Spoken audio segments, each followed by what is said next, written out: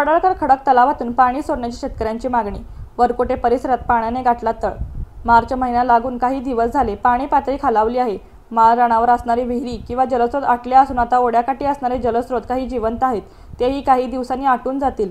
पिकांना पाणी कमी पडेल यासाठी कुरणवाडी तालुका माण येथे जलवाहिनी म्हणून गावच्या उशाला असणारा पडळकर खडक तलाव हा पूर्ण क्षमतेने भरला असून या तलावाचे पाणी कुरणवाडी गावाला, माणसांना, जनावरांना पिण्यासाठी आणि शेतीसाठी सोडण्यात यावे अशी ग्रामस्थांकडून मागणी होत आहे।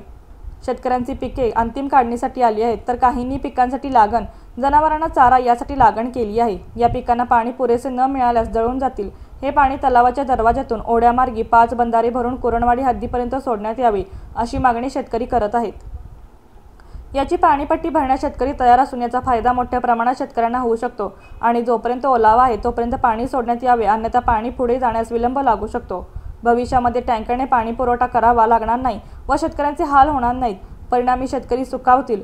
टेंबू उपसा सिंचन योजनेचे पाणी शेणवडी येते, तर जिहे कटापूर योजनेचे पाणी भोजलिंग पायथा या ठिकाणी सोडण्यात यावे। स्थानिक लोकप्रतिनिधी आणि नेते यांनी पाणी सोडण्यासाठी विशेष प्रयत्न करावे अशी शेतकऱ्यांकडून मागणी जोर धरू लागली आहे।